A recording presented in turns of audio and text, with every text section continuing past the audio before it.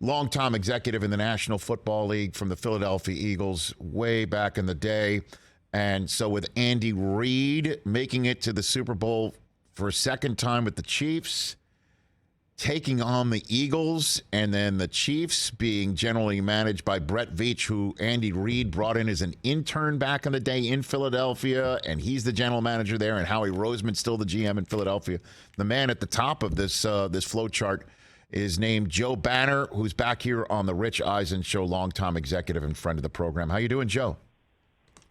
I'm doing great. A lot of Philly talk. Isn't it, though? A lot of Reid, a lot of Philly talk. But before we jump into that, Joe, I want to hit you on the topic of the day, and that's Tom Brady, who once stood on the field in Jacksonville, Florida, to prevent the first Philly Super Bowl. I guess the second opportunity for Philadelphia to get to the Super Bowl from happening for a championship. What do you remember that day, or anything about Brady coming into the league? You got a good Brady story, Joe Banner?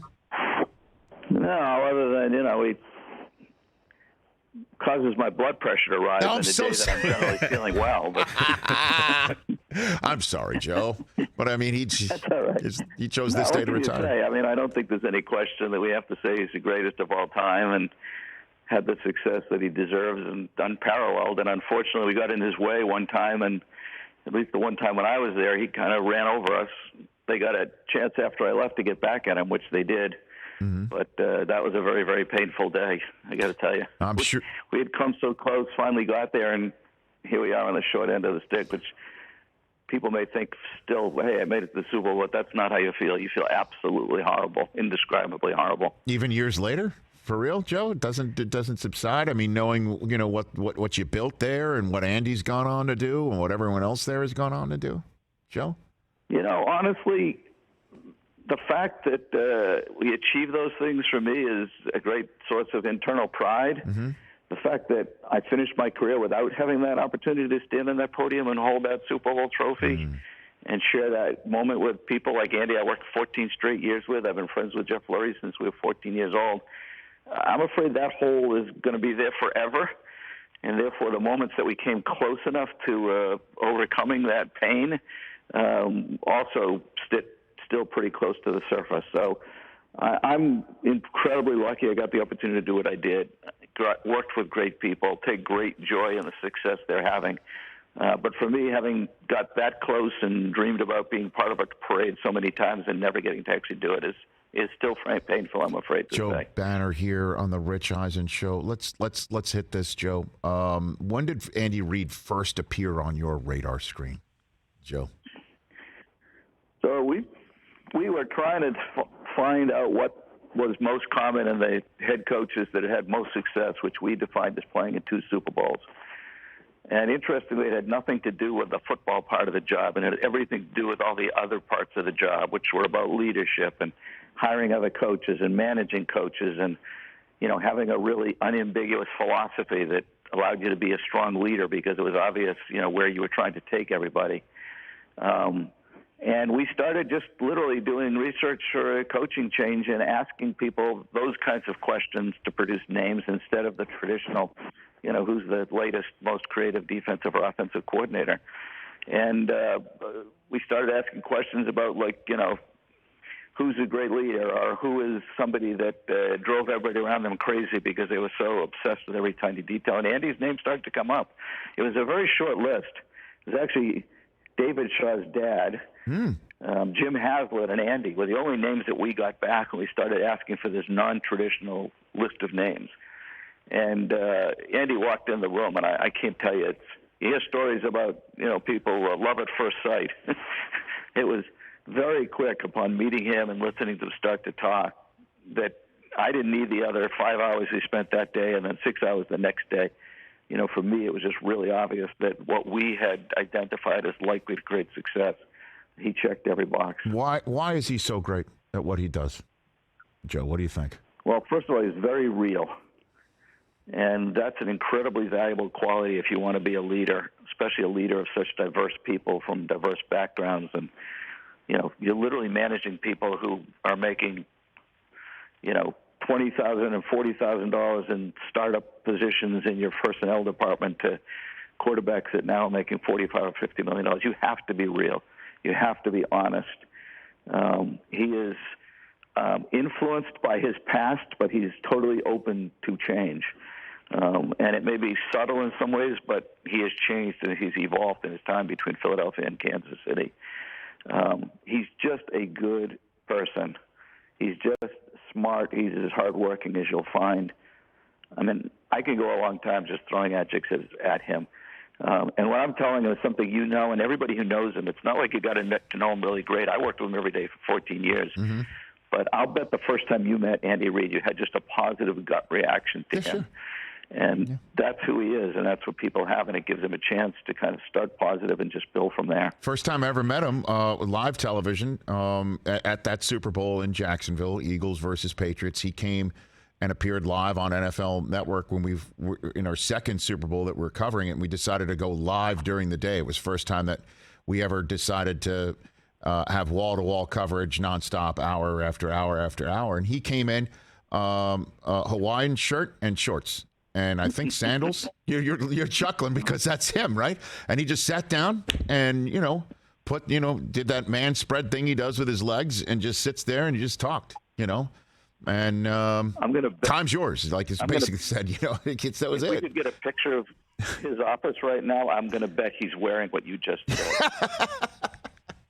This very second, I'll bet he's wearing that. And it's 20 years later, and so and now here he is with Mahomes and hooking him up with Mahomes.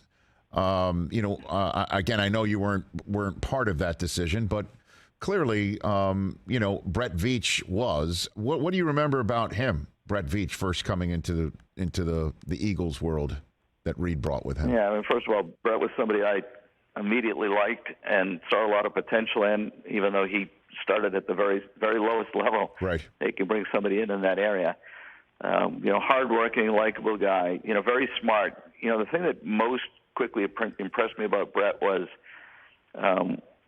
he had enough confidence to kind of start speaking up early and fighting for what he believed. Some scouts almost, ooze towards the back of the room. They almost don't want to have to make absolute declarative statement about who they like and who they don't. And some can't wait to get to the front of the room because they have such strong conviction and self-confidence.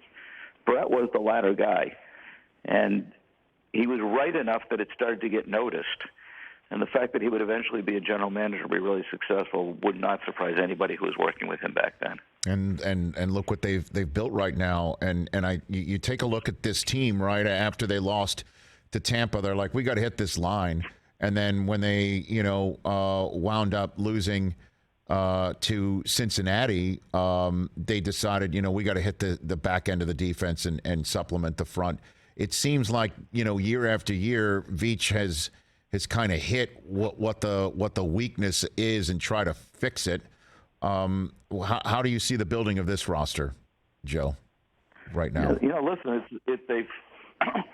they've taken the tried and true, what we did, philosophy of building a team, which is get a great quarterback and dominate both lines of scrimmage.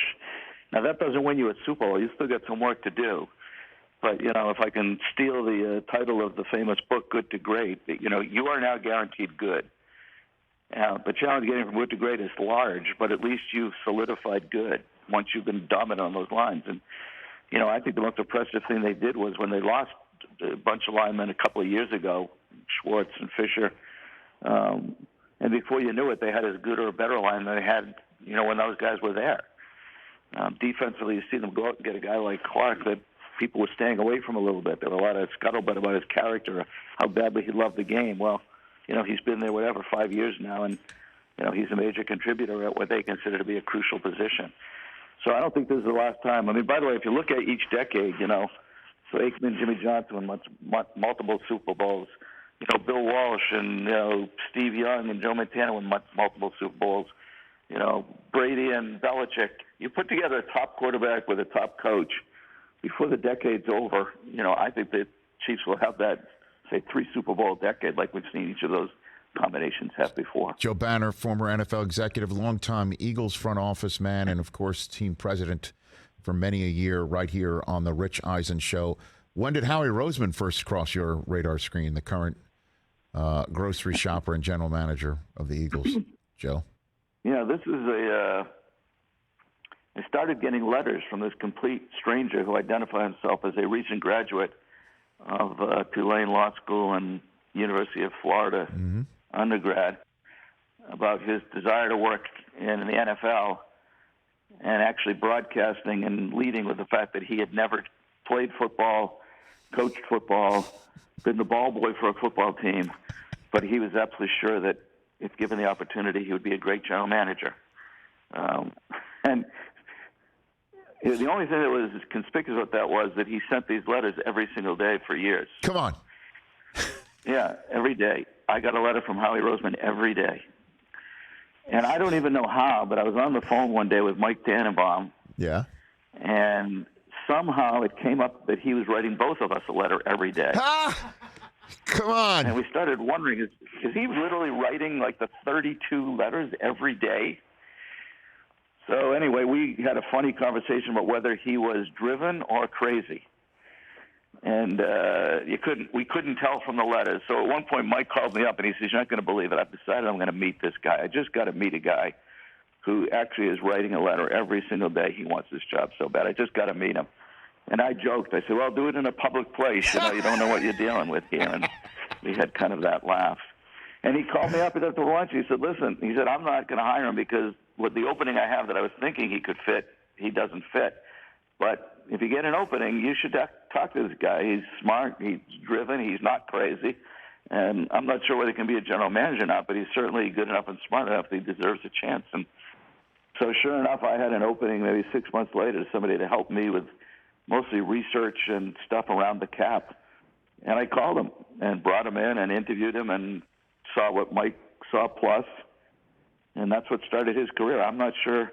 Unlike Andy, who would have gotten a chance someday somewhere and been great, I'm not sure if Howie ever would have had a job in the NFL had we not kind of joked about it. And then Mike met with him, and then I interviewed him and felt like, wow, the resume doesn't say it, but this guy actually could be a really good hire. Amazing. Here we are today. Amazing story, Joe. That's unbelievable. And then, I guess his fortitude in writing all those letters, he needed that with what happened, with the Chip Kelly hire, and then finally getting his gig back, and it is a rarity to go to multiple Super Bowls in such a short period of time with a different coach-quarterback combination as the Eagles are doing. It was just a few short years ago. It was Peterson and Wentz / obviously Foles, and now it's Sirianni and Jalen Hurts.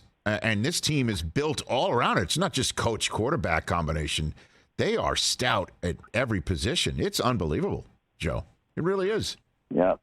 No, they put together a great team, and you're right to do it, with the turnover that they had. And listen, I know Doug Peterson well, worked with him for a long time. I felt bad when they fired him, but I understood why it happened, and it may end up proving to be the right thing for both of them, as we look over the next few years. Huh. But just to think that it's only a few years ago, and the changes, obviously the highly visible and most important ones you just mentioned, but go through that roster. I mean, it's almost all from scratch. I mean, there's a group of Coxes and Grahams and Kelseys that have been there since I left a decade ago, and I was actually there when we picked. Mm-hmm. But they're actually now a very, very small percentage of this team and a smaller piece of the guys that are actually responsible for winning. So they really rebuilt this from ground up in a fairly short period of time and have a team that, I've actually said to a couple of people who are like, could you believe that Andy is playing the Eagles in the Super Bowl? Could you ever imagine this?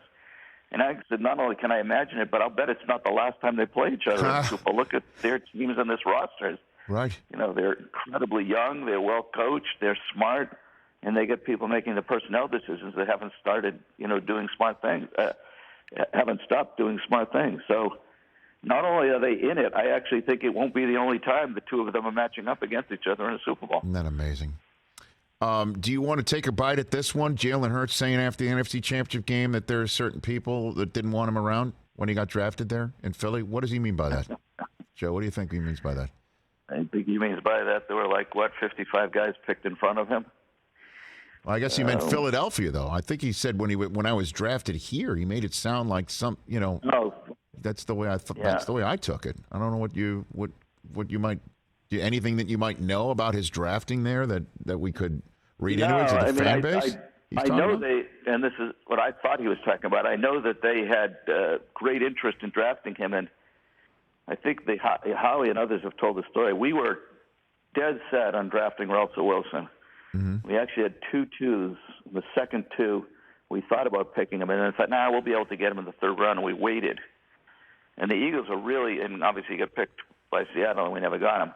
But the Eagles were really worried about repeating that, and they really wanted their interest in Hurts to be unknown by anybody, mm-hmm. And be confident in that case that we're not going to wait, indefinitely. Here, we're going to go get the guy, because there were people that still thought, that guy can't, lead or start in the NFL. You had to think non-traditionally about him to think he could be a guy that took somebody to the Super Bowl. So, I just took it as they hadn't had much contact with him. He had no indication from them they were going to pick him. But now that you say this, I guess there's multiple ways to hear it. Yeah, I know. That's why I'm asking so clearly he can't mean Howie in the front office, because they liked him. Was it I don't know, that benching in game 256 years ago in the final game of the year was just weird to see what you have in Nate Sudfeld. Yeah. I mean, that was just the whole thing. Yeah. I was wondering if he was referring to anything that was going on behind the scenes there, or was it just the fan base that was still into Wentz? I don't know what he was referring to. That's interesting. I guess I had thought of it in a different light, but you could easily be right. Okay. But listen, look, we're all doubting him. I know he deserves a good "I told you so." I agree. I mean, and look at what he's become. He is truly remarkable. So, do you got a first blush thought how it's going to play out between these two before I let you go, Joe? What do you think? I just think the key to the game is how Kansas City decides to play defense. I mean, the 49ers had a really good defensive game plan in the first half of this game, mm-hmm. and they may have won it if it hadn't been for the quarterback injuries, all of the above. Kansas City usually plays a 4-man front with 2 linebackers and a lot of nickel. And that's actually the defense against which Hurts has had his most success. So the question for me is, the Chiefs going to be like, we're going to do what got us here, in which case I think the Eagles offense will do really well. They're likely to win the game. Or they're going to say, no, this is a unique opponent, and we have to do something very different. What the 49ers did was they had 5 or 6 guys on the line of scrimmage. Now they dropped plenty of them. They weren't blitzing every play. But it created an opportunity to stop the run with 5 or 6 guys on the line and confuse as to what they were going to drop into. Was it zone? Was it man-to-man? And who was covering who? And I think that's the right way to play them. And if the Chiefs do that, I actually think that, Mahomes has a chance to carry the day. So I don't have a pick. I can't even decide who I'm rooting for. But if you want to watch for a key factor, I think watch whether the Chiefs are playing the usual kind of 4-2 defensive nickel, or if you see them playing more guys in the line of scrimmage at the snap. I think that's the key to what's going to end up happening in the game. Joe Banner, I greatly appreciate it. Look for more of my calls, man. I can't wait to get your opinion on the quarterback carousel and how the contracts inform what's going to happen. You always have that insight, and I love bringing it to my listeners and viewers. And enjoy the Super Bowl. You have a lot to do with it. Enjoy it. Well, I very much appreciate you saying that, and it's always a pleasure coming on the show. Thanks, Joe Banner. Greatly, thank you. That's Joe Banner, longtime executive. Only hired Andy Reid, hired Howie Roseman. Watched Andy Reid hire Brett Veach. Come on now. Catch the Rich Eisen Show every single day on the Roku channel, 12 to 3 Eastern, for free.